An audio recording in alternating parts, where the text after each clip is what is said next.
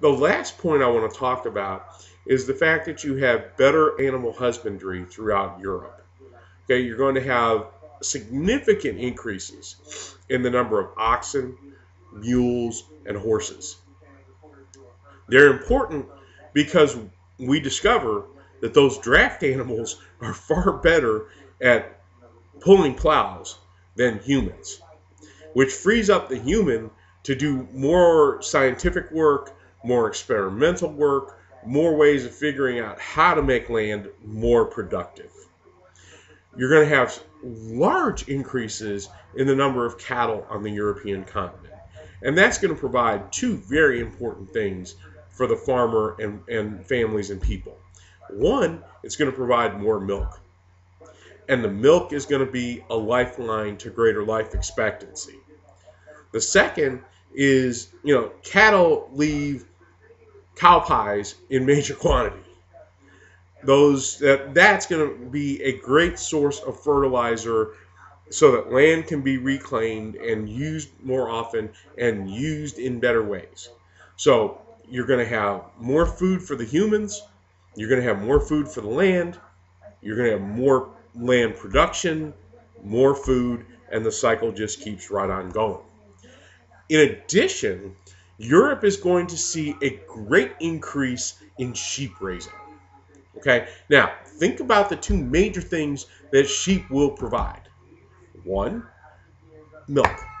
Okay, and whether it's cow milk or sheep milk, any milk that can reach the mouths of humans is going to increase life expectancy. So that's altogether a good thing. The second thing that sheep provide in major quantity is wool. Now, think about wool and what it can do. If you can spin wool, you can create wool and worsted fabrics. Those fabrics are going to be used to make better quality clothing available to a larger segment of the European population.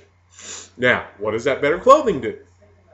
Well, if you have blocks against certain kinds of illnesses, it means life expectancy. It means we stay warmer when it's cold.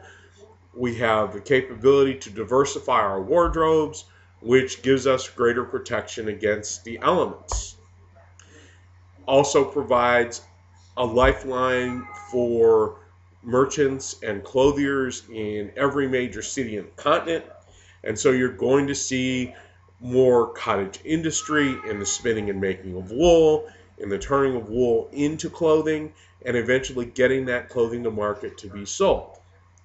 So, if you look at the Agricultural Revolution, I think in conclusion, it's easy to say that England was at the lead of this agricultural boom.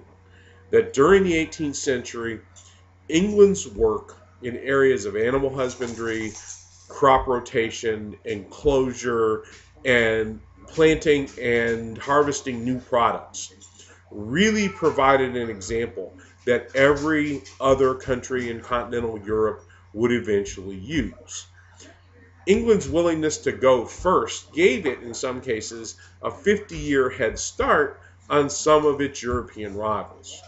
Now, you combine that with a strong navy, you combine that with a willingness to create an empire, and this agricultural revolution is another part of why England will become the most dominant power in the world in the 18th century, and why, for the most part, London will become the most powerful and important city in the 18th century.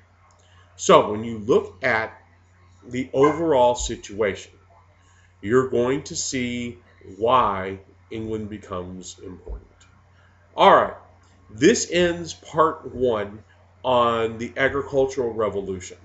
I will be back in a few minutes with a second video posting, this time to look at the question of the population explosion, why it happens, and why it becomes important for Europe in the 18th century. Back shortly. Thanks.